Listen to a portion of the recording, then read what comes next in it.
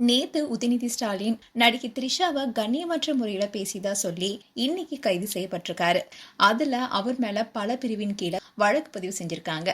அதுல குறிப்பா சொல்லணும்னா பகைமையை தூண்டுறது, பொது அமைதிக்கு பங்கம் விளைவிக்கிறது, கலவரத்தை தூண்டுறது, பொது இடத்துல அருவருப்பா பேசுறது, ஒருத்தருக்கு மிரட்டல் விடுறது, பொது அமைதியை சீர்குலைக்கிறது, ஒருத்தரை வேணும்னே அவமதிக்கிறது, பெண்ணை கண்ணிய குறைவா பேசுறது, மானபங்கப்படுத்துறது போன்ற பிரிவுல வழக்கு தொடரப்பட்டுள்ளதா தகவல் வெளியாக இருக்கு.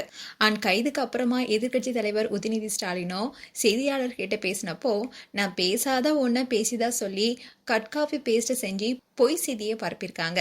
இதுக்கெல்லாம் பயப்படுற ஆள் நான் இல்லனோ, சட்ட ரீதியா சந்திப்பனோ அவர் தெரிவிச்சிருக்காரு. இதுல முக்கியமான விஷயமே அவர் வெளியே வர முடியாத அளவுக்கு ஸ்ட்ராங்கா போடப்பட்டிருக்கிற வழக்கு பதிவு தான். உதயநிதி ஸ்டாலின் கைது செய்யப்பட்டதை தொடர்ந்து அவருடைய அப்பா திமுக தலைவர் மு.க.ஸ்டாலின் அவர்கள் கட்சியுடைய மூத்த தலைவர்கள், சட்ட வல்லுநர்கள்னு எல்லார்கிட்டுமே ஆலோசனை நடத்திட்டு வராரு. உதயநிதியை எப்படியாவது வெளியே கொண்டு வரணுன்ற ஒரே நோக்கில தான் அவர் தீவிரமா இப்ப செயல்பட்டு வராரு. இதை தொடர்ந்து அவர் என்ன சொல்லியிருக்காருன்னா, ஆணவம் அழிவுக்கு வழிவகுக்கும், தொடர்ச்சியான ஆணவம் அழிவை விரைவுபடுத்தும். தஞ்சையில திமுக சார்பில் நடத்தப்பட்ட கண்டன ஆர்ப்பாட்டத்துடைய எழுச்சி ஒட்டுமொத்த தமிழ்நாட்டுமே கொந்தளிப்ப உணர்வுதான் அமைந்திருந்தது. அதே மாதிரி திமுக உடன்பிறப்புகளாகட்டும், உழவர் பெருமக்களும் பொதுமக்களும் பங்கெடுத்து அவங்களோட உணர்ச்சியை வெளிப்படுத்தினாங்க. கண்டன ஆர்ப்பாட்டத்துல உரையாற்றிய எதிர்க்கட்சி தலைவர் உதயநிதி தாவேக அரசுடைய கையாளகத்தனத்தை ரொம்பவே கடுமையா அம்பலப்படுத்தி விமர்சிச்சாரு.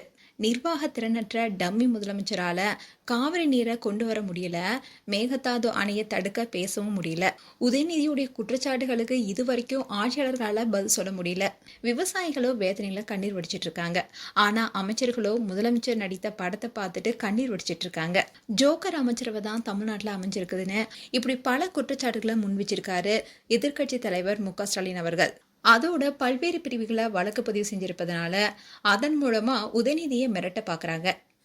நாளைக்கு சட்டப்பேரவையில எதிர்க்கட்சி தலைவர் இருக்கக்கூடாதுன்னு நினைச்சு பிரச்சனையை திசை திருப்பும் வகையில தான் இன்னைக்கு காலையில எதிர்க்கட்சி தலைவர் உதயநிதி வீட்டுக்கு வந்த போலீஸ் படையோ அவரை அராஜகமா கைது செஞ்சிருக்காங்க. காவிரி பிரச்சனையில அரசுடைய தோல்வி வெளிச்சத்துக்கு வந்ததை தொடர்ந்து அதை மறைக்கும் வகையில பிரச்சனையே திசை திருப்ப முயற்சி பண்ணிருக்காங்க. மேலும் எதுக்கு ஜாமீன் விடுவிக்க முடியாத பல்வேறு பிரிவில் வழக்கு பதிவு செய்யணும்னு, அதோட உதயநிதியை இன்னைக்கே விடுதலை செய்யணும்னு சென்னை உயர்நீதிமன்றம் வழங்கியிருக்கிற உத்தரவு தாவேகாவுடைய பாசிச தன்மைக்கு விழுந்தாடின்னு அவர் வலியுறுத்திருக்காரு. மேலும் தமிழ்நாடு முழுவதுமே போராட்டத்துல ஈடுபட்டதுக்காக கைது செய்துள்ள திமுகவினரை உடனடியாக விடுவிக்கணும்னு திமுக தலைவர் மு.க.ஸ்டாலின் அவர்கள் சொல்லியிருக்காரு.